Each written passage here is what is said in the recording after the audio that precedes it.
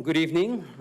My name is Luis Montaner, and I'm an Executive Vice President here at the Wistar. Also lead the HIV Cure and Viral Diseases Center. And on behalf of the Wistar Institute, Philadelphia Fight, I want to welcome you to the Jonathan Lax Memorial Lecture. And for those of you joining us online, thank you for making the time to join us. This is quite a special event for us at Wistar every year, and this is no exception. We have several of our previous awardees with us, joining us in person as well as online. And it is special because this year we're also taking time to acknowledge two leaders in our community that have made an impact in the lives of people living with HIV and the city as a whole. And it's really an honor for us at the Wistar to really acknowledge their contribution and take time to pause and say thank you. I do want to take time to kind of reflect that this has been a 29-year journey with this lecture over the years, and we've really been exceedingly fortunate to have among us really pioneers in the field, including Martin Delaney himself, for which the Martin Delaney Collaboratory is named after. And we've really taken the time for this lecture to really bring individuals that are impactful to the community at the time that they speak. And this year is, again, no exception, with our speaker and the need for community engagement and the need to acknowledge people living with HIV and the pursuit of the needs of this community and how to bridge science with the community is really critical this year. And we're really fortunate to have Richard share his insights with us. Throughout the year, we do have several outreach activities that we want to share with you. We did sort of participate in a really interesting program called HIV Unwrapped, where design students are charged to pair with the scientist and actually design a garment based on the research. And the Beat HIV Collaboratory and the HIV Research Agenda was part of this, and there's going to be a whole documentary that's going to air on December 1st of this year. And we did participate. Here's the model and the garment, and Allende, the designer. So it was a fun event, and it really kind of brought forward the human connection with our research in a different type of community. And I also want to take a moment for those online that don't have the opportunity to see the quilt. We're really fortunate to have with us for a day a component of the AIDS quilt with us tonight. And it has particular meaning since one of the panels really honors a partner of one of the long-standing supporters of this lecture, Kim Niblett, who's with us this evening, and he generated this panel with his mother back in the 80s. And it's the panel with the shirt and the backpack, and it's outside, and it's with us for one day. And we're really thankful for Rob, who made this possible and makes sort of a poignant sort of reminder of all the people that we honored with the work that we do in the context of vaccine and cure, and the human connection behind people living with HIV and the need for a cure. So with that, it's really a pleasure to ask Dr. Altieri to join us and officially welcome you on behalf of the Institute.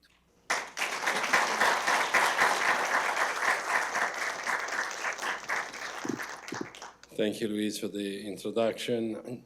Distinguished guests and the colleagues, I would like to echo Luis's welcome to you tonight to join us for the Jonathan Lax Lecture of 2025.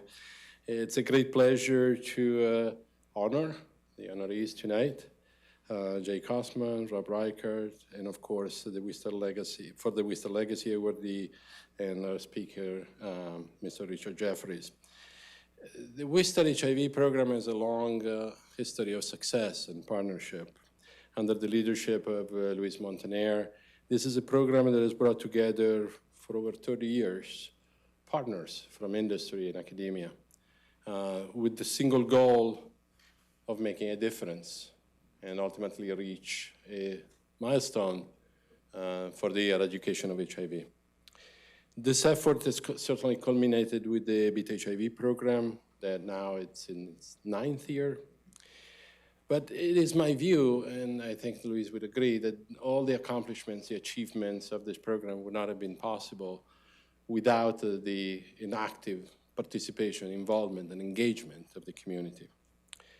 The community came together with the idea of helping us in the laboratories and in the clinic in refining the questions and the strategies and the priorities in order to cure HIV.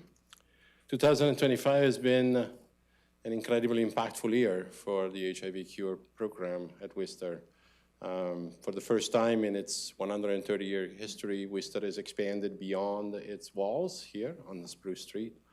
And we have opened officially the HIV Cure and Viral Diseases Center at 3675 Market Street, 24,000 square feet of brand new state-of-the-art laboratory space that has provided an incredible opportunity to attract new talents to the region, bring new expertise, new ideas, and ultimately further advance the quest for a cure in HIV research.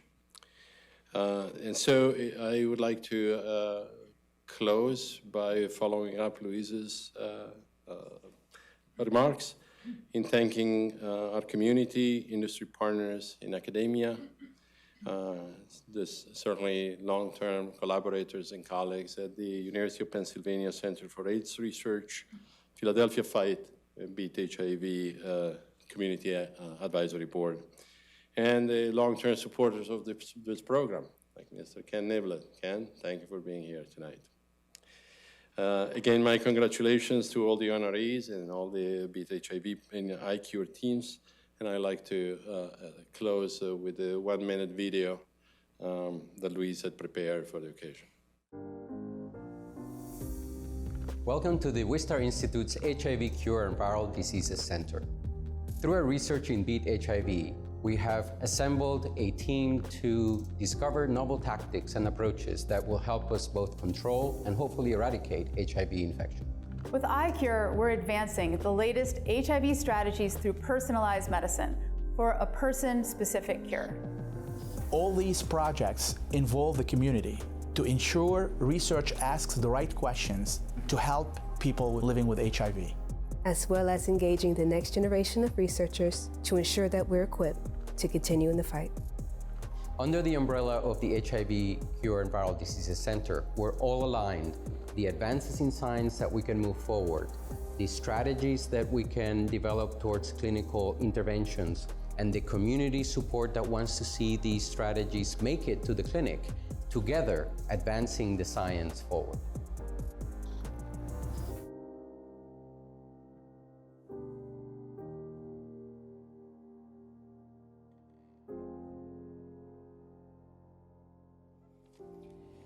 So, we wanted to share this video because we're very proud of the fact that this center opened in Philadelphia.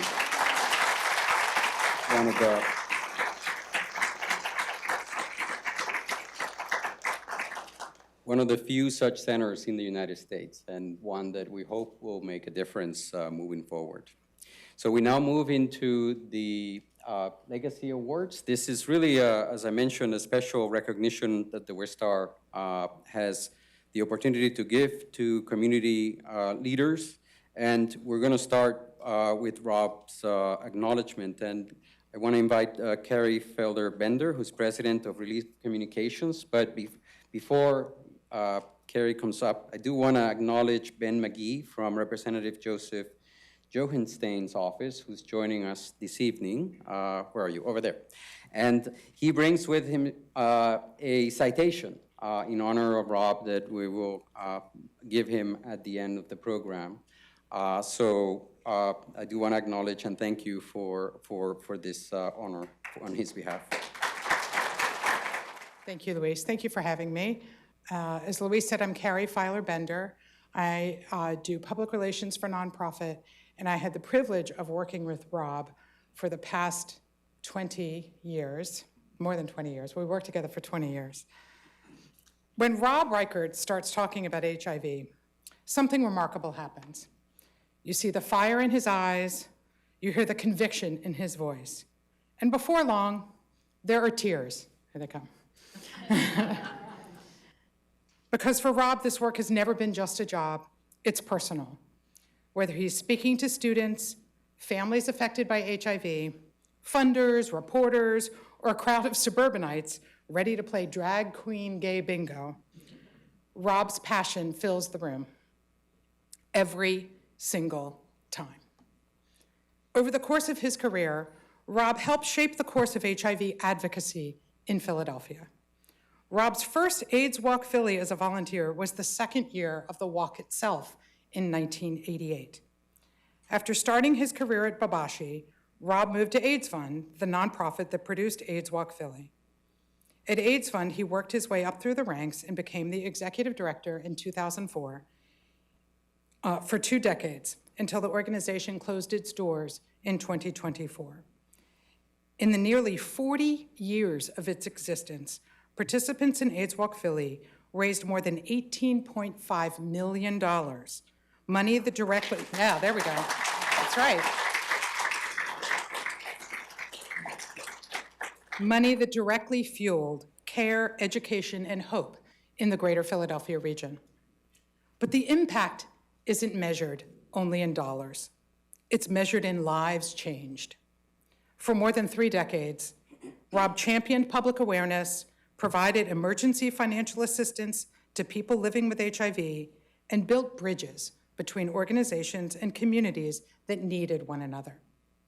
Through events like AIDS Walk, Gay Bingo, and countless community programs, he gave people the power to do something to make a meaningful impact in the fight against HIV and AIDS.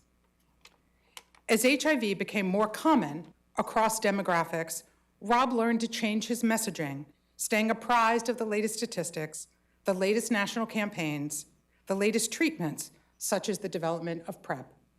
He would consistently and constantly advocate for better understanding, less stigma, and more money to support those affected by HIV in our region. He shined a spotlight on the work being done on the front lines by local AIDS service organizations, from the largest to the smallest and in between. Every child affected, every family member change, every service that saved a life. He wanted all of those stories told. I'm going to tell this story and the person's in the room. One year, the St. Mary's Family Respite Center, who at the time was helmed by Sandra, who's here in the room, a daycare center for children with families affected by HIV, allowed us to bring in a TV reporter to showcase the amazing work they were doing on a shoestring budget. Another year, we introduced audiences to the groundbreaking and important work of Prevention Point Philadelphia, at that point helmed by Jose Benitez here in the room, and their efforts to reduce HIV infections for people who use drugs. We did many interviews with Philadelphia Fight, Mazzoni Center, and then Action AIDS, now Action Wellness, to help spotlight their vital services. None of these stories would have been shared if not for Rob's dedication to lifting up the community first. And through it all, through decades of change, challenge, and triumph, Rob has never stopped. He's never stopped caring, never stopped advocating, never stopped believing that our community can and will end this epidemic. For his unwavering heart, his unmatched dedication, and his unrelenting service to the people of our city, it's a profound honor to recognize Rob Reichert as the recipient of this award tonight.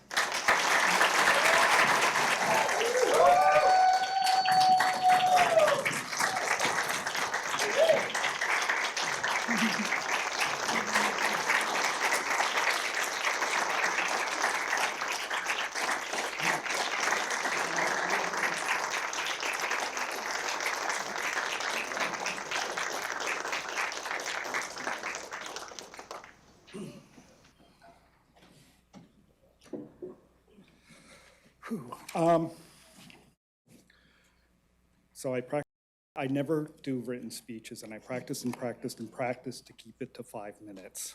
And that only happens if I don't cry. So I want to thank Dr. Altieri, Lewis, and everyone at Wistar Institute for this incredible honor. I also want to give a special shout out to Beth Peterson for putting together this event. It has been so wonderful to see and catch up with colleagues from organizations doing important and often unappreciated work.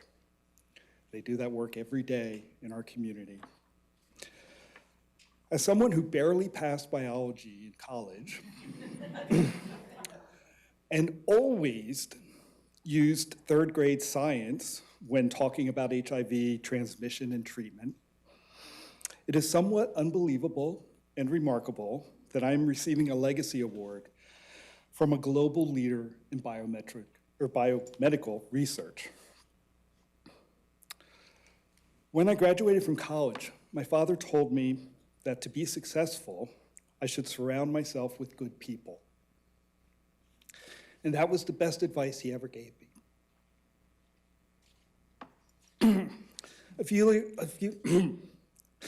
We'll get through this. A few years later, when I told him I had accepted a position at Babashi, he told me that after working for an AIDS organization, no one would hire me and my future would be ruined. Given the stigma that existed in 1994, his fears were somewhat understandable. The irony of that is, the values that my parents instilled in me were what led me to wanting to do the work.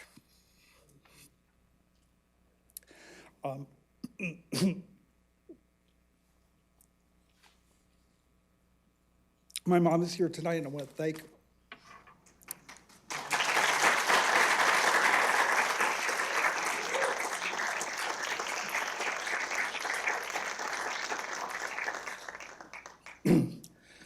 Thank you for all the support, Mom.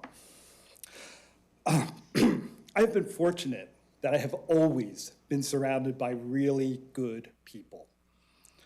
In the early 1990s, the LGBTQ+ Community Center offered a Train the Trainer workshop on addressing homophobia and heterosexism. I wanted to attend, but I couldn't afford it. So my friend David Metropolis paid that registration fee for me.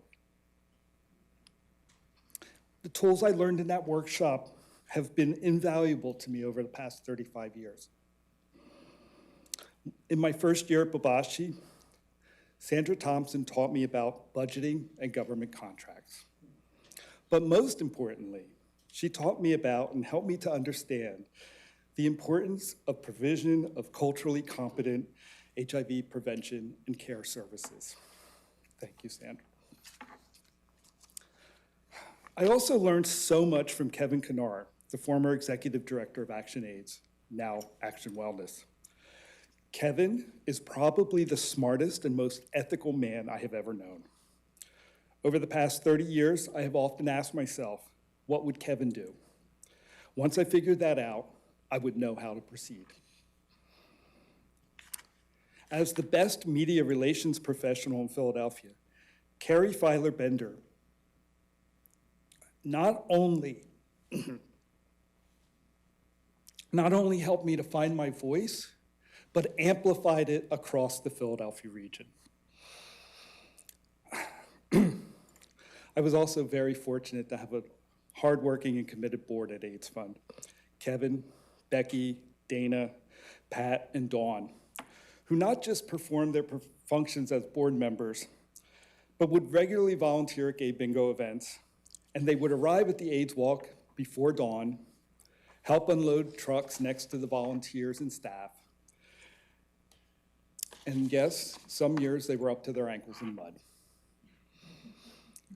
Over my years as the executive director of AIDS Fund, I was surrounded by some incredible coworkers: Afrika Jones, Megan Primavera, Terry Hawkins, John Hollingshead, Howard Frankel, Matt Beyer-Schmidt, and of course, Seamus Tyler and Tim Johnson, all of whom worked far too hard for far too little.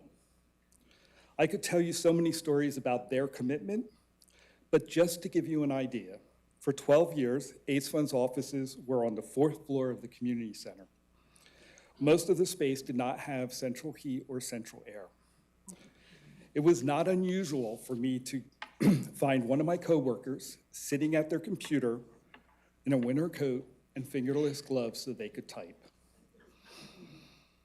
Of course, None of this work could have been done without the literally thousands of volunteers who gave their time and energy over the years. And so many of you are here tonight, I'm not going to mention you, but thank you so much for your time and energy.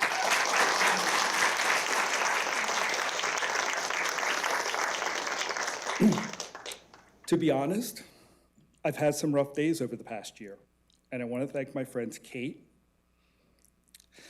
Michael, also known as Ava,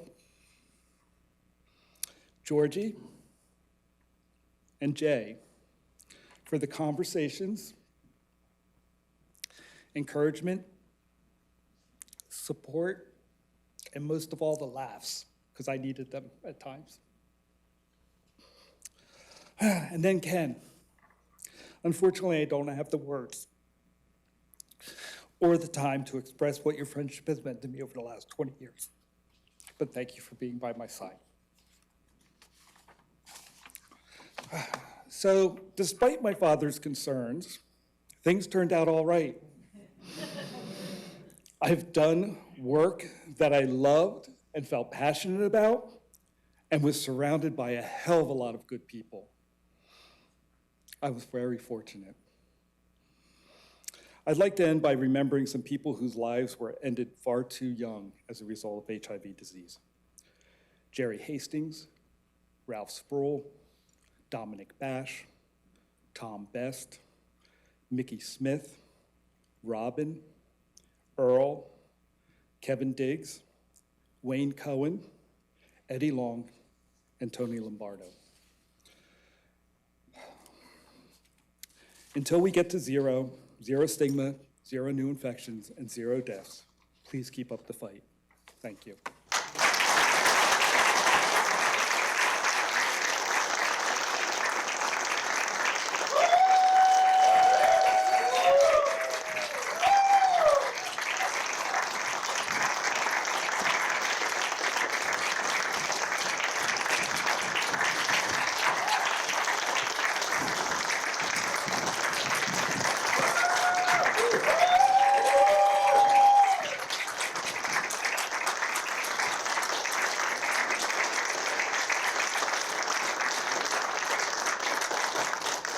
Thank you.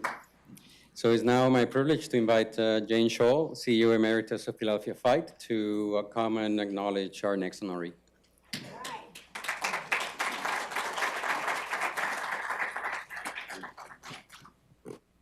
Thank you, Louise. It's my honor to present the Wistar Legacy Award to Dr. Jay Kostman, who is currently serving as Fight's Chief Medical Officer, for a lifetime of contributions to ending the AIDS epidemic, both as a physician and a scientist. Jay attended Cornell as an undergraduate and received his medical degree from Yale in 1984. He served as resident, chief resident, and fellow at Temple University. Following his fellowship, he served as an attending physician at Cooper University Hospital before returning to Temple in the ID department there. While Jay was at Temple, I think at some point during his training, maybe when he was chief resident, Jay asked if he could set up an AIDS clinic and was told no. This was early in the epidemic, probably maybe in the late 1980s, and all the hospitals were busily running as fast as they could away from AIDS. However, being Jay, he went ahead and did it anyway, just under another name, and the way people talked about it was always Jay's Clinic. He moved to Presbyterian Medical Center in 1998 as the chief of the Infectious Diseases Division, where he served for 17 years.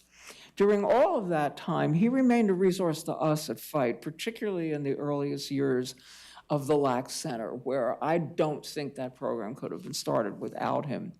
He actually finally came to work at Fight in 2017, where he still remains, initially to lead the John Bell Health Center, which was established in part to serve citizens returning from prison or jail, and it was our second adult clinic after we became a federally qualified health center.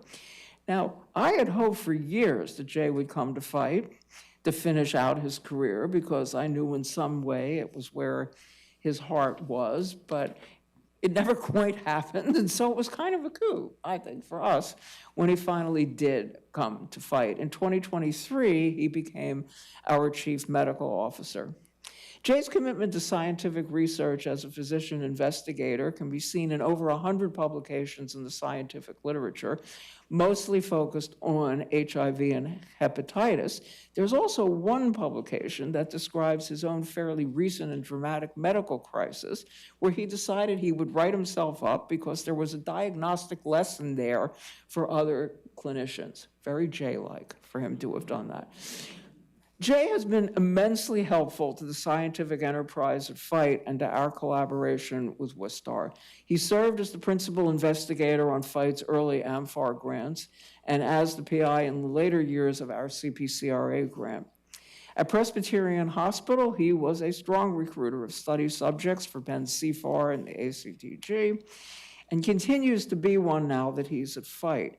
He helped us to establish the Wistar collaboration at the beginning. He was at the first meeting with Wistar, which my other time I jump up here, I'll tell you more about. And he contributed to this collaboration success both at Presby and at FIGHT. And finally, it was Jay who recommended Karam Mounzer to us when we were establishing the Lax Center, which was, again, a major contribution in our being able to do the work that we've been doing for these years. So, distinguished career. But in my mind, we also honor Jay for who he is and the values he brought into this enterprise. Jay came into the AIDS field pretty near the beginning of the pandemic in the late 1980s. He was one of the earliest doctors who chose their specialty so they could treat AIDS. And there is something special and different about Jay. Here's a young doctor, trained at the best schools, cognizant of the research opportunities, could have gone any place. And what he chooses to do for his entire career is serve the needs of people with AIDS whose life chances could not have been more different from his own. Young people who never really had a chance, the victims of poor neighborhoods, racism, failing schools, intense bias and pressure if they were gay or trans, who often turned to the false escape of drugs and sex work or even crime to support that false escape when they had no other choice, all of which, as you know, made them vulnerable to acquiring HIV. These were people who Jay chose to serve, who were living with HIV in large part because in many cases, their life chances were stifled before they could even start. But Jay Kostman is one of those who believe, with Paul Farmer, founder of Partners in Health, that the idea that some lives matter less is at the root of what is wrong with the world. He has put that belief into practice throughout his career. His kindness is pretty legendary among us. He never talks down to patients. He never spoke to or about patients or their situations in a derogatory manner. He didn't tell the jokes others might to let off steam, ever complained about how hard he worked. And you know, if you're in this field, you know how rare that is. He knew that many of his patients blamed themselves for acquiring HIV, and he never added support to that negative view. He never judged his patients who would turn to drugs or to sex work, only tried to help them. Well before it was remotely standard practice to let patients make their own decisions, although of course the activists were trying to make that real, Jay would let patients know that he would tell them what decision he would make if they asked him, but he actually wanted to know what they thought first. Jay does not believe that some lives matter less than others. If you think about it, this entire research collaboration that we've got here around HIV and AIDS believes that too. John Lax believed that, and it's therefore entirely fitting that I asked Jay to come up here now, and Luis, and honor him with the Legacy Award tonight.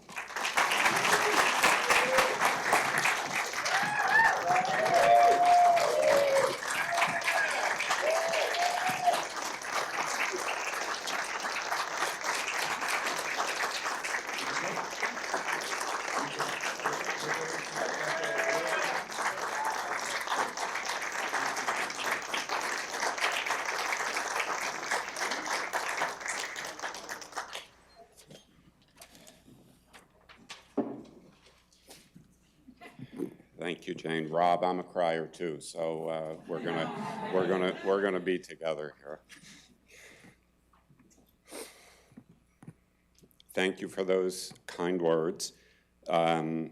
And I'd also like to start by thanking my wife.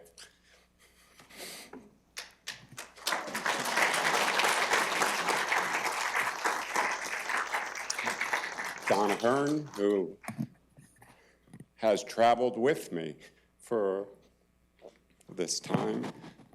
Donna is a professor in the chemistry department at Penn and actually brought her chemistry colleagues with her, and I appreciate their coming tonight as well. Thank you as well.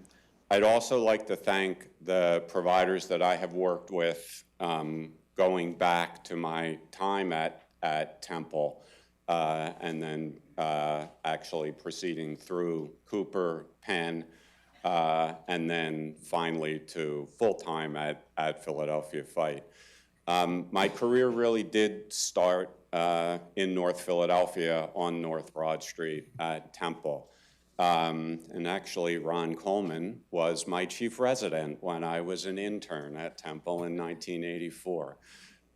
And that was my really first experience in taking care of people living with HIV infection. And I will never forget the first patient. I had seen one infant during my time at Yale in New Haven in 1983.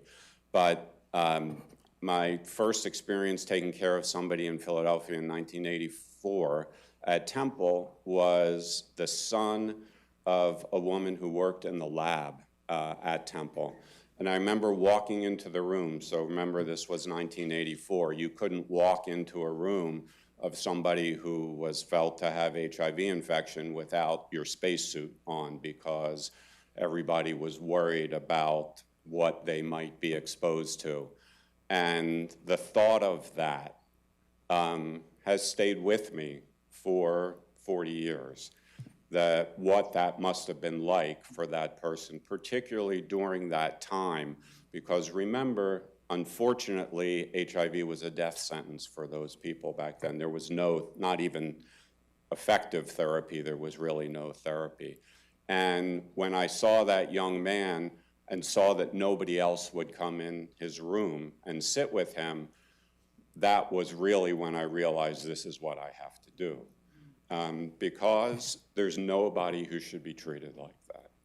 And that's what led me to decide that I wanted to go into infectious disease. And as Jane said, at Temple in the late 1980s, the infectious disease division, which was made up of incredibly smart people who really didn't have an interest in HIV disease. And I couldn't understand that as well. And so it really fell upon me to say, I want to start to make sure there was HIV care being done at Temple by people who were general internists, but not in the infectious disease division. And so that's what I decided, and I did indeed start a clinic, and I was not allowed to call it an HIV clinic, and it was called Jay's Clinic, and everybody knew what it was and who was coming there, and that was exactly how I wanted it. I do need to thank my mentors at Temple, particularly Bennett Lorber, who was my chief there, because he really did see what the future was, and even though it wasn't exactly what he wanted to do, he had other interests. He did support me in being able to start that, and I thank him for that. I also thank my colleagues at Cooper, particularly Mark Danubli, who was a colleague that I had at Cooper, where at every conference that we had every week, they would all look at us because they knew that we would start to argue with each other because we played point counterpoint with every case, everything that came up, but we learned from each other. And I think that was one of the things that Dr. Mounser saw when he was a resident and then a fellow at Cooper. And we were fortunate that he decided to do infectious disease, and then I was fortunate to be able to convince him to come to fight. So, Karam, thank you. My colleagues at Presby, when I was there, in particular, my colleague Rich Maniglia, who actually just retired last year. Rich and I were together for 17 years at Presby, and Rich was someone who I learned from basically because he would do anything that anybody asked him to do with a smile on his face. He was an incredible colleague to work with. But really, the relationship that we built at FIGHT with Wistar and with Luis was something that was really strong. And Jane will probably go into that first meeting, but I remember the first meeting when Jane, David Gary Smith, who was then head of the board, and John Lax and I came to Wistar, and there was Luis, this young scientist there, coming to the Wistar Institute, trying to build a program to work on the immunology then of HIV infection. And John Lax grilled him. And he really grilled him because he wanted to make sure that anything we did was going to benefit patients. And that's really why the real winners of the Legacy Award are the patients who have gone through the trials and the studies that we have accomplished over time. I looked back this morning. I was actually looking at my CV because I don't remember stuff that I did in the 1990s. And I saw these papers that we published in conjunction with Luis. And one of the things that we did was a trial of controlled treatment interruption of HIV infection. And we did that to look to see what would happen when people stopped medications in terms of what would happen to their immune system and then what would happen when they restarted. And that was a pretty risky thing to do at that time, but the point was that we were honest with patients and we told patients, this is why we're doing it, this is what we're looking for, and this is what we hope to benefit from. And it was studies like that and the other work that Luis and his team has done over the years that has really led to where we are now with an iCure process that is going on that will develop a personalized cure for HIV infection. But it's the patients that were involved in those studies that understood what they were doing. Those are the heroes, because those are the ones that led us to where we are now. And I think we need to remember that as investigators when we talk about to patients about studies, to make sure that we're clear with them, that we're honest with them. We allow them to ask questions and we answer them honestly. And I think that's one of the things that has grown out of this interaction between FIGHT and Wistar over the years that I am extremely proud of. And I also need to acknowledge on the FIGHT side that when FIGHT started, FIGHT was a community research institution. We were not a clinic at that point. And it was Jane and Dr. John Turner who really led that and built that program. And I was fortunate to meet John, and I remember Jane going to his office at 1840 back many, many years ago, waiting. You wanted to introduce me to John. And we basically waited about an hour and a half for him to finish seeing his patients that he was doing, because he always went until about 7 o'clock at night. And then I got to meet him and understood where he was coming from and what his focus was. So acknowledging that really set the tone for what FIGHT does as a research institute as well as a clinical center, and we will continue to do that until we reach the goal of curing HIV infection. So again, I thank Luis, I thank Jane, I thank Jose Benitez, the current CEO of FIGHT, who I've actually also known for a very long time, Jose. Jose used to, when he was a case manager at Congreso, used to bring patients to me at Temple, where we would sit in the office together, that built a relationship that has now gone on, and I thank you for that. So again, thanks to Wistar, thanks to Luis, Dr. Altieri, I appreciate that, and I appreciate this award very much. Thank you.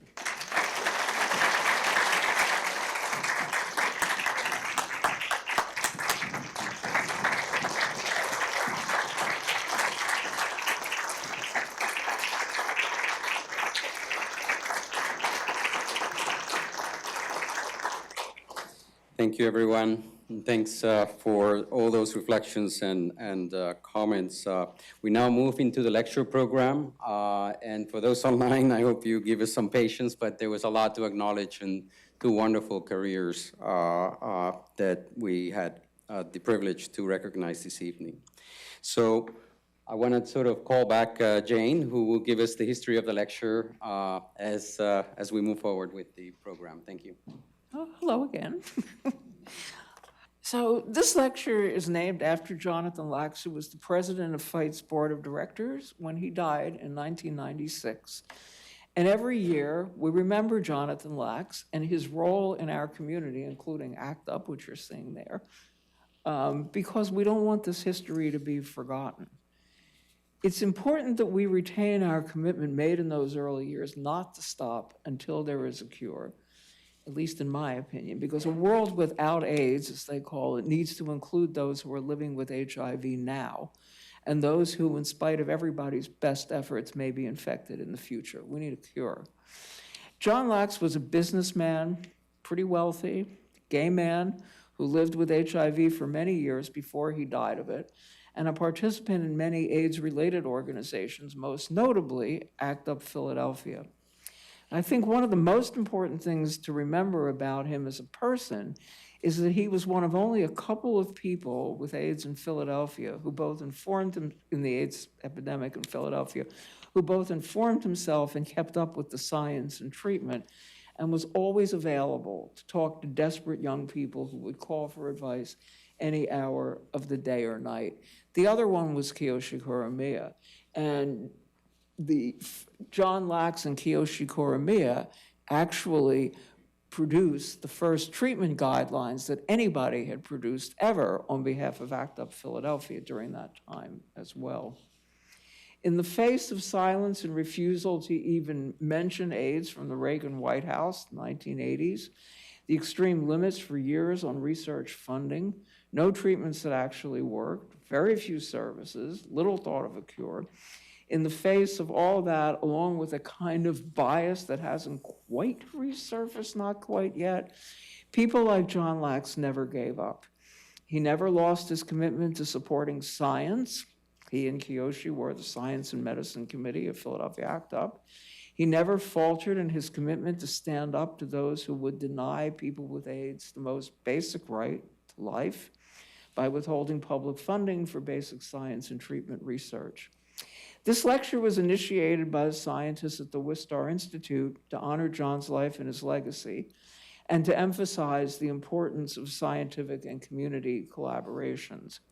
As Jay mentioned before, this collaboration did start in an interesting way. I'll just sort of repeat some of this. The first time John met with Luis and other researchers here to cement the initial collaboration, everybody presented all the research that they were working on. And as Jay said, John says, what's in it for us? Meaning people with HIV and meaning immediately. And I don't think that was something the scientists at Wistar were used to hearing from potential research subjects, and after all, this was basic science. But it was the challenge that AIDS activists were posing to the scientific establishment in government and in industry at the time.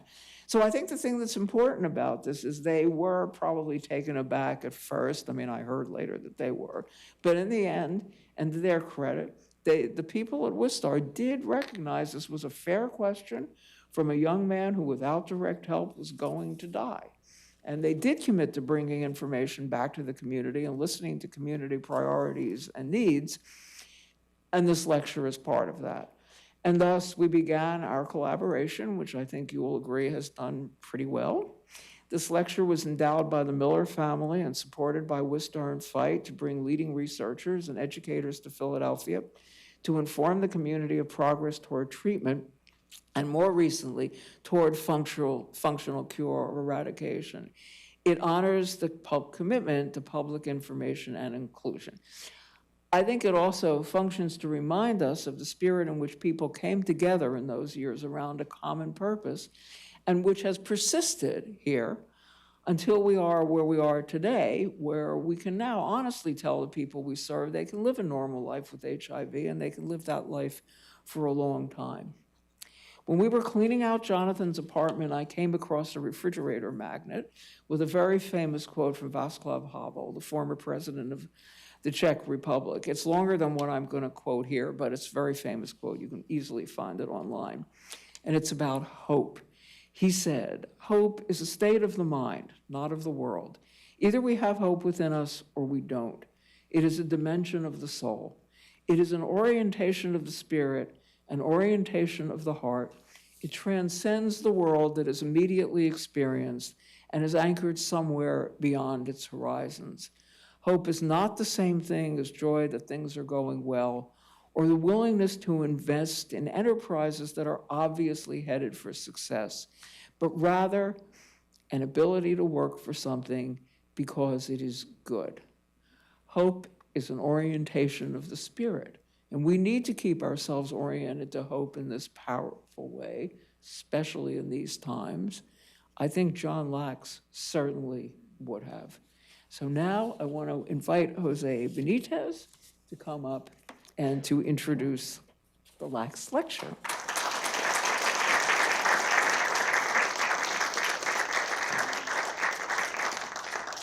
Thank you, everyone. First, let me start by saying thank you so much to the Wistar Institute for hosting us. I think this is an ongoing collaboration that we're looking forward to continuing at FITE.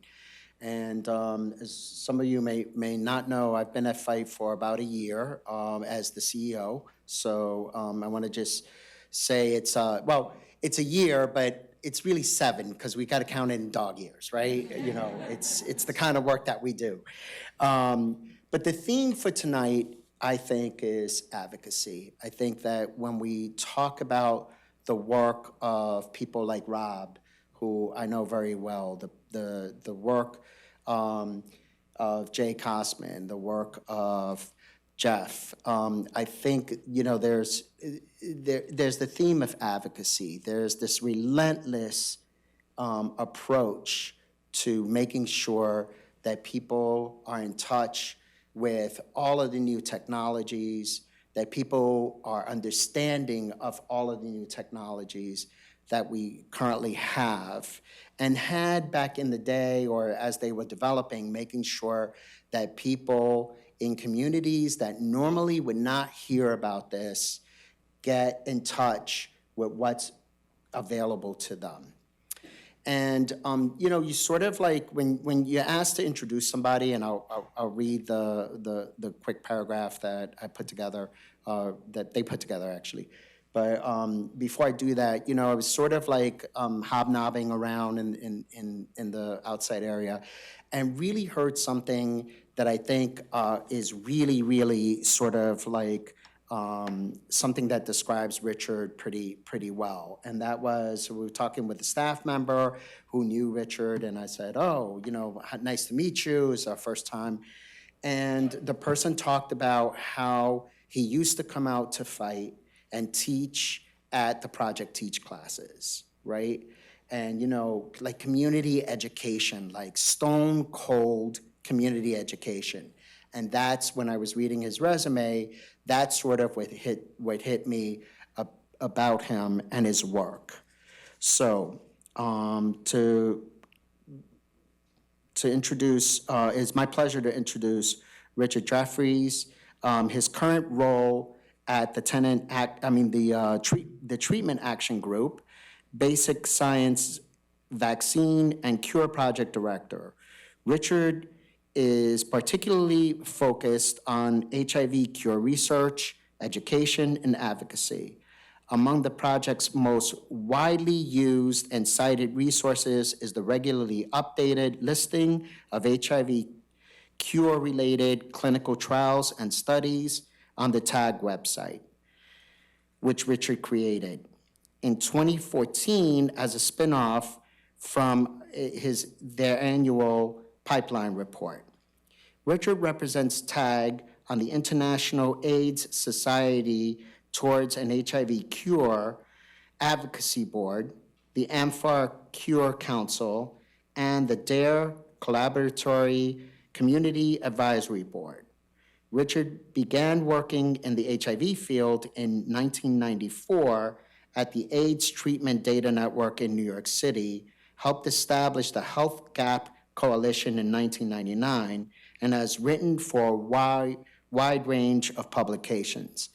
It is my honor to ask Richard to come up and talk with us. Mr. Richard Jefferys.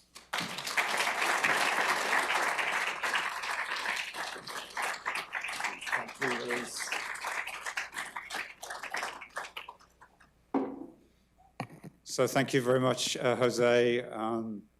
I think the idea of a British stiff upper lip might be under some challenge for me as well today.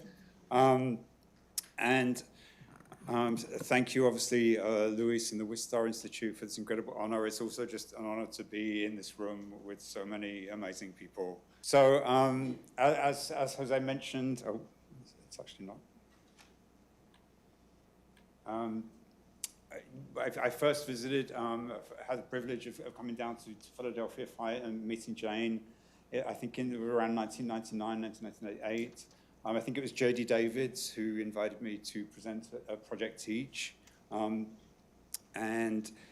Teach Outside was Laura McTighe and John Bell. And I didn't know that a facility had been named after John Bell, so it makes me very happy to hear that, an amazing person to work with. And Val just told me that Project Teach and Teach Outside have now been running continuously ever since. Val has been doing it for 25 years. So since we're doing some applause, I think, can we give Val a quick round of applause?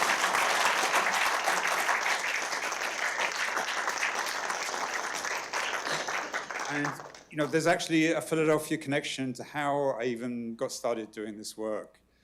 Because I think this is a familiar story for many. I'm not HIV positive myself, but I had a friend who was diagnosed. I wanted to find information for him. I got connected to an organization called the AIDS Treatment Data Network, founded by an incredible woman called Eleanor Mitchell, Ken Fornataro. Sorry, Ken, that's probably not the best photo, but it's all I could find online. And this photo actually of Eleanor is from an incredible PBS series from the mid-90s called Positive Life with HIV. And if, you know, for the history of those times, it's on Vimeo. There's a whole lot of amazing activists from that era that are a little bit forgotten. And so I really recommend watching that. But the connection happened because Kiyoshi sent an envelope to the network containing a directory of every state ADAP, AIDS Drug Assistance Program. I don't know if people are familiar with them. They're for uninsured and underinsured people with HIV in the States. I think my recollection is that Kiyoshi said that the administration that runs them, HRSA, was going to stop making the directory. So we decided, okay, if this is going to stop, we better actually create a resource to inform people about what's available. I think Ken maybe realized that I was a bit new here and maybe didn't actually know how many states there were. And so he said, you know, let's create a database of all the state ADAPs, all the Medicaid programs, you know, what treatments they have available, prior authorization requirements. You know, we didn't have the internet at that point, so we couldn't just look it up. You know, Ken's sister Nancy, like, called every state ADAP and Medicaid program, like, multiple times to get the information we wanted. And an incredible person called Joel Beard, who was actually the person that connected me to the network, created a website as soon as it was possible to do that. And we issued a report in September 1995, sort of with the findings, which were kind of appalling in some ways. You know, Georgia had 4 drugs available for people, whereas New York State had 80. And there were those kind of disparities going on all around the country. But, you know, what was about to happen, you know, we sort of realized quickly that with new treatments coming, that these programs really were going to need more funding. Because, you know, probably one of the most amazing things I've ever seen in person, there's, you know, these are 3 graphs, but the one on this side was actually presented by Trip Gulick for the first time just a few months after that report came out in January 1996 at the CROI conference. And what it showed is that after all of these years where people had been receiving 1 or 2 drugs, and it had a mild effect on the amount of virus in their body. The CD4 count went up a little bit, but then came back down. What Tripp got up on stage at that conference and showed was the viral load just kept going down, and the CD4 count kept going up. Nobody had ever seen anything like it. You know, the feeling in that room was just unforgettable. And so, you know, when I went to look for what, you know, what the website looked like when we were doing this work, I actually didn't realize that, you know, when these treatments were first coming out, that they had the capacity to actually really save people's lives. You know, the money was so limited that there's 16 states here that had waiting lists, which is difficult to conceive of now. People couldn't get access to the protease inhibitors. And I partly wanted to include this because, you know, I think there are some worries now about sustaining funding for these programs, which is also a sort of an issue where, as Jane says, we really do need a cure. And then, you know, this sort of idea of promoting treatment access got taken up globally. I had the privilege of attending the first meeting. It was convened by Bob Leder and Alan Berkman in New York City, hosted by Dennis DeLeon. And it led to the formation of an organization called the Health Global Access Project Coalition, Health Gap. I mention it in my resume because it was amazing to witness that history. The truth is that really most of it was hosting some meetings in my office at the AIDS Treatment Data Network and putting out chairs for people, watching them get together, watching amazing activists learn about, from Jamie Love, who was an expert on intellectual property, learn about, you know, how we might be able to get the cost of treatment down. And also some nefarious goings on with the Clinton administration in South Africa, where they were trying to stop people from challenging the intellectual property on HIV drugs. And I don't know, you know, if people are really aware of how crucial Philadelphia activists were in that process. You know, I worry that I'm forgetting people. You know, I'm about to turn 60, and the fragility of memory is a bit of an issue. But I remember for sure Asia Russell, who is still running Health Gap now, trying to address the crisis that we're facing now. J.D. Davids, Paul Davis, Eric Sawyer, Amanda Lugg, Mark Milano. And, you know, they really got the ball rolling with this incredible protest, blowing the whistle on Al Gore, getting them to stop that sort of threatening of South Africa within a matter of months. And I just wanted to mention this here because Mark Milano has always been very open with people about his health challenges. And we had a call yesterday, and he's facing some very serious health challenges right now. So I just wanted to mention him, say keep him in your thoughts. You know, and I don't think there's a lot of great science behind positive vibes, but I don't think they can do any harm either. So please send them Mark's way.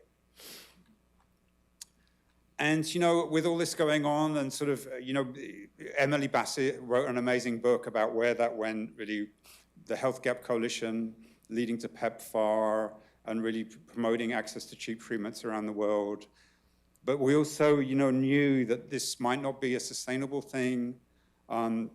There was a lot of interest in the possibility of maybe, you know, you don't need constant treatment for life. Maybe you could get to a point where people's immune systems could control the virus. Bruce Walker was one of the people. There's a paper, I'm not sure if Jay's on it. Yes, he is, both Jay and Louis, looking at the kind of immune responses that might be able to achieve this kind of outcome. An editor at POS called Walter Armstrong commissioned me to write an article sort of about this kind of science, which is really sort of where I was first getting really interested in the immunology and what the potential might be. And it was read by a woman called Lorraine Willenberg, who was one of a rare group of people that was controlling her virus naturally. And so she got in touch with me at that point, and it was is an amazing person to know. And she comes up again a bit later in the presentation. And, you know, there were other activists that had already been sort of thinking about cure and doing advocacy around cure. The organization I'm at now, Greg Gonzalez, had written this report in 1993, talking about what the reservoirs might be. also highlighting people that had been repeatedly exposed to HIV and remained uninfected, that hadn't really been studied very carefully, and advocating the importance of studying that population. And this was a notice about a collaboration between Treatment Action Group and the American Foundation for AIDS Research, a workshop on this HIV persistence and the reservoirs that stop the treatment from being curative. The name on there is Spencer Cox, who sadly died in 2012, but part of Spencer's legacy is this early advocacy around HIV cure. And then the 1998 World AIDS Conference. It's slightly odd that this program only gives people's last names, but my now executive director, Mark Harrington, gave a talk on HIV cure, showed sections that Tony Fauci had taken of his lymph node to sort of better understand where the virus is. And it's Mark's birthday today, and so I did just want to give him a little bit of shout out and send him birthday wishes from here. And Martin Delaney, one of the long list of incredible prior recipients of this award, put out a call to really refocus on HIV cure research in 2001, and that's that's the year that I joined Treatment Action Group. Jay mentioned the work that was done around treatment interruptions when we were thinking perhaps, one way of limiting exposure to antiretrovirals is people could use them, intermittently, be on for a while, take a break. It kind of sounded like a pretty good idea. There was a lot of research on it, but then the advocacy led to a very large controlled study to see whether that strategy really worked. And sadly, it didn't. We really learned that there's inflammation that happens when the virus is replicating in people's bodies and it's not suppressed. And that can actually be really harmful to people's health. And so maintaining suppression was really important. And that, in the absence of a cure, using treatment intermittently wasn't going to be the answer. And then the really huge breakthrough, which I think probably a lot of people would have heard about along the way by now, was a cure case in Germany of an American man named Timothy Ray Brown. And this was first presented by a doctor named Gero Hutter at the CROI conference in 2008, and really hardly anybody noticed. It was described in sort of technical detail on a poster. If you've ever been in a conference hall, there's sort of lines and lines of posters on walls that people wandering around. But an activist, this is written by Martin Delaney, he was the person that noticed. He wrote this article for Project Inform. I kind of hate that I have to find this from the Internet Archive because Project Inform is suddenly no longer around. But this was really the start of the cure research that we see today. And going back to that mention of people who had been exposed but not infected, the discovery of CCR5, which there's a genetic mutation which takes out this receptor that the virus uses, that some people have a genetic mutation that causes it to be absent, makes them resistant to HIV, and Timothy Ray Brown got his stem cell transplant from somebody with that mutation. So that procedure would not have been possible without this advocacy to discover CCR5 in exposed uninfected people. And his case, we lost Timothy in 2020, but his case, spurred the International AIDS Society towards a cure initiative. We had community participation from the get-go. The Martin Delaney Collaborative started in 2011. Beat HIV is one now. And there were 3 to begin with. There's now 10 with a pediatric collaboratory. And they all have community advisory boards. There's members of the Beat HIV Community Advisory Board here in the room. And community organizations were also trying to sort of realizing that this agenda was possible to start doing cure research. We started sponsoring events, advocacy events to bring together scientists and funders to try and figure out how to get things going. TAG sponsored one in 2008. And then there's a Philadelphia organization called the AIDS Policy Project with Katie Krause and Stephen LeBlanc. collaborated with us, and Project Inform in 2011 to start talking about the kinds of research issues. The International AIDS Society were putting out strategies to help guide the field towards a cure with many. The first one, I think, in 2012 didn't have any community people. But by the second one, there was much more community involvement. Moses Supercharger from Uganda on this paper, Jeff Taylor. And the third one also has community people, but they're a little bit buried in the working group listing there at the bottom. And treatment interruptions, although they hadn't worked as a therapeutic possibility, they were still believed to be necessary in cure research, because if you were going to give somebody an intervention that you hope was going to be beneficial, you wanted to know if it was going to help them control the virus when they stopped therapy. And so, the initial sort of guidance around that, the first one was actually initiated by an community advocate living with HIV in the UK, Simon Collins, in 2014. We collaborated again with Simon and David Evans and others in 2008 to issue recommendations. And the Beat HIV Collaboratory, including people in this room, have also issued a very excellent document in 2020.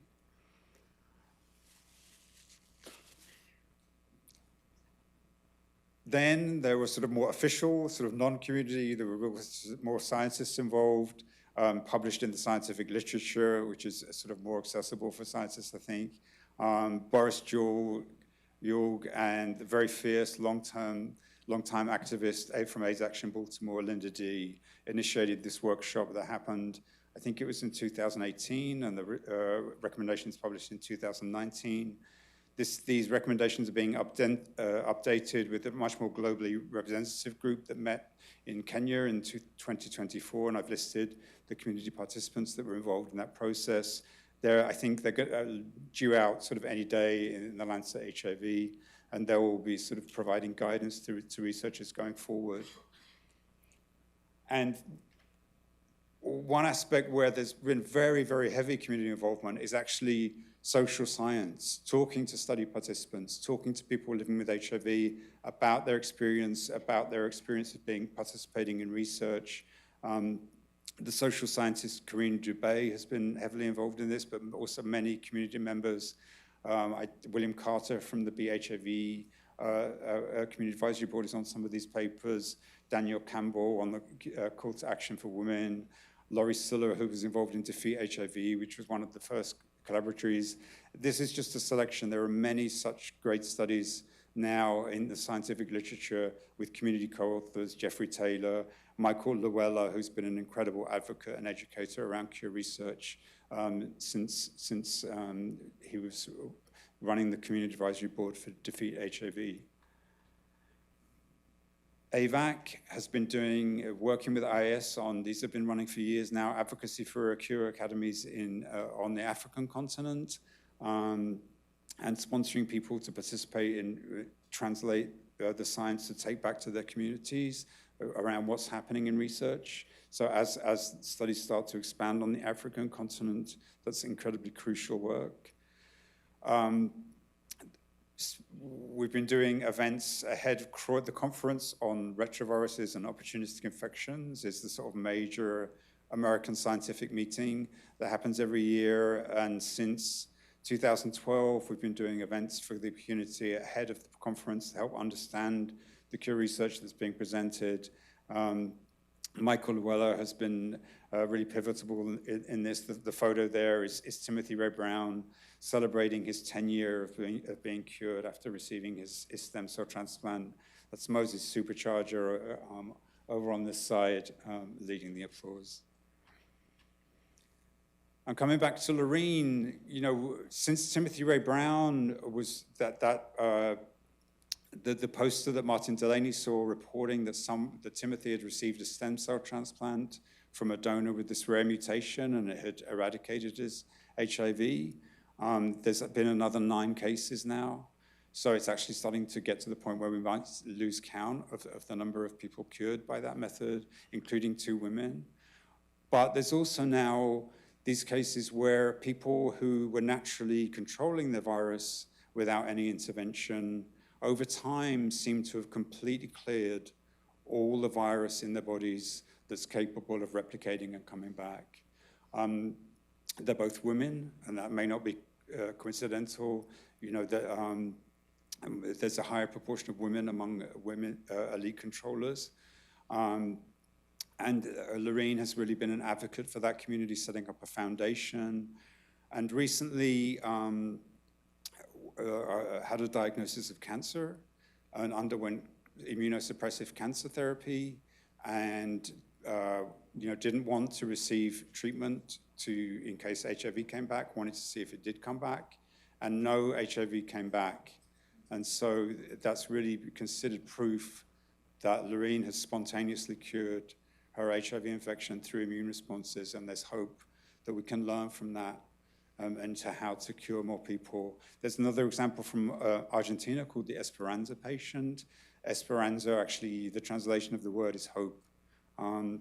There's been a third report from Spain just recently in the literature, and on a webinar that Lorraine participated in just recently, Dr. Zhu Yu from Mass General Hospital thinks there might be a case from somebody who participated in a trial who wasn't an elite controller, who received an intervention and has been off treatment for a long time without any evidence of the virus coming back, that they may have a similar phenomenon of complete clearance. That is yet to be determined. I should mention that that webinar is part of another incredible community education and advocacy program done by multiple collaboratories where they do monthly webinars on the topic. And this was the one last month. You should be able to find a recording on the Defeat HIV YouTube channel where Michael still posts incredible educational materials, although that collaboratory no longer exists. And just to sort of conclude with some of the work that I think led me to be standing here and receiving this honor. We've been trying to track all the clinical research that's going on related to cure using online resources. The clinicaltrials.gov is a database of all clinical research. You research it every month, identify cure-related trials. Lee Chow, when he was at TAG, helped me put these tables together, which are now regularly updated. This is the one, just the first page. There's actually 52 pages. We also track all the studies that are completed, so we have a separate table for those. This front page is the first page of the ongoing trials. And where we are now in October 2025 is that there's 83 trials ongoing, 80 adult, 3 pediatric. Most of them are early phase, as you'd imagine, because we don't have a proven intervention as yet. So they're just, most of them are just these early stages of research. Observational, 42. And actually more than in the past, there's 44 of those studies that involve these treatment interruptions to see if an intervention is having an effect. And this is an awkward kind of eye test, but really just to draw your attention to the highest bars, because these are the sort of most popular kind of interventions being studied at the moment, and they're broadly neutralizing antibodies, kind of natural antibodies that people produce with very strong anti-HIV activity, can possibly enhance the immune response to HIV as well. Combinations, because combinations, we saw that graph of 1 drug, 2 drug, 3 drug, with the effects growing until it really worked. And there's some hope that maybe we can get there similarly with different cure interventions, where you get some percentage of people controlling with one intervention, but adding others can perhaps improve that outcome. And I've listed the same categories here, but just highlighted the ones where the trials involved interruptions, because I think these are probably the ones where the researchers are thinking there's the best prospect of something beneficial happening in terms of controlling viral load. And we have seen now, the Rio trial in the UK had these broadly neutralizing antibodies given to people with early treatment. And I think about 20% of people in that study continued controlling their viral load for an extended period after they interrupted, which is encouraging, sort of similar from a smaller study in young women in South Africa, sort of these kind of clues that you can change the immune response in a way that's incredibly beneficial when it comes to controlling the virus. My Excel skills are not that good, and this is my attempt to build a pie chart of the study site locations. But I think the takeaway here, obviously United States and Europe is where a lot of the funding is, and they have been primary sites for cure-related research. But we have seen it expanding to more African countries. We're starting to see those kind of social science studies with community, talking to people in African countries about the research, about their understanding of HIV cure. So that work is expanding, and that's very important.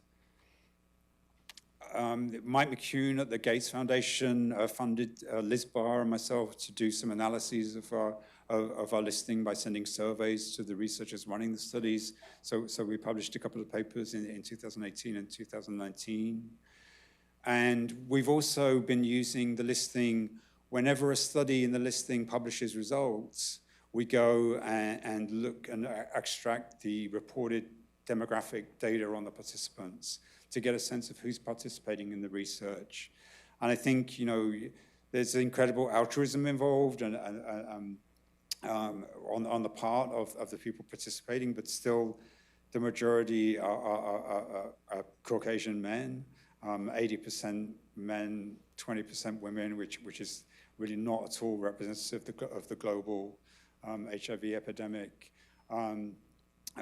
Quite small a proportion of representation from transgender people, which I worry. We've seen these horrendous attacks on the humanity and dignity of transgender people, and it's so important to be included in research because these sex differences that I talked about, people receiving gender-affirming care, research into the effects of that on the immune system can benefit both transgender people and also help us understand sex differences in cisgender women in immunology. And you can't do those studies if you're treating people terribly.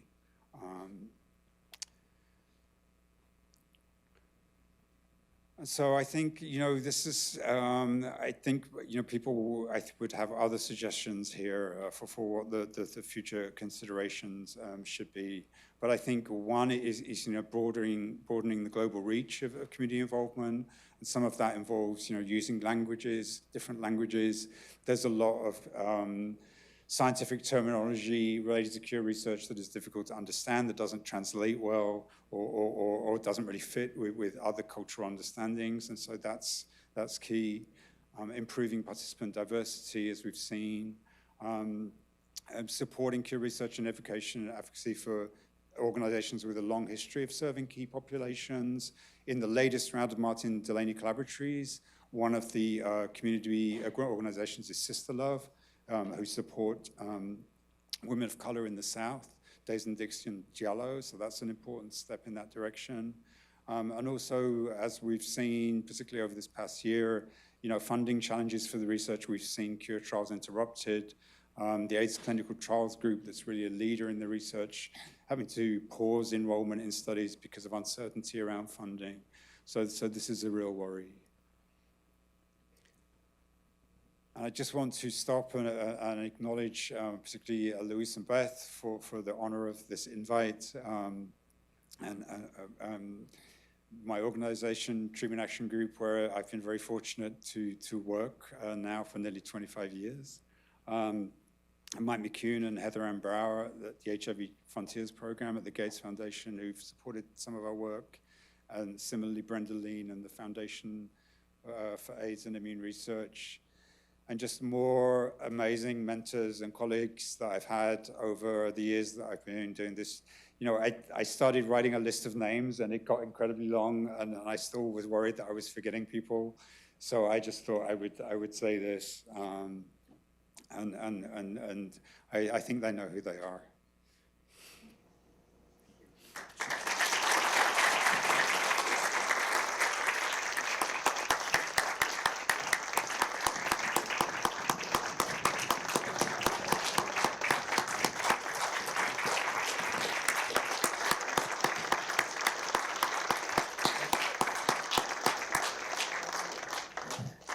Well, thank you everyone for joining us through the end. I just want to acknowledge really a lot of individuals that have contributed to make this program possible, specifically Beth Peterson, Chelsea, and everyone that's sort of listed here. It takes a lot of people to pull this off, as well as a lot of supporting members of our community, different organizations that make this program possible. And of course, thank you for you being here as well, and for those online.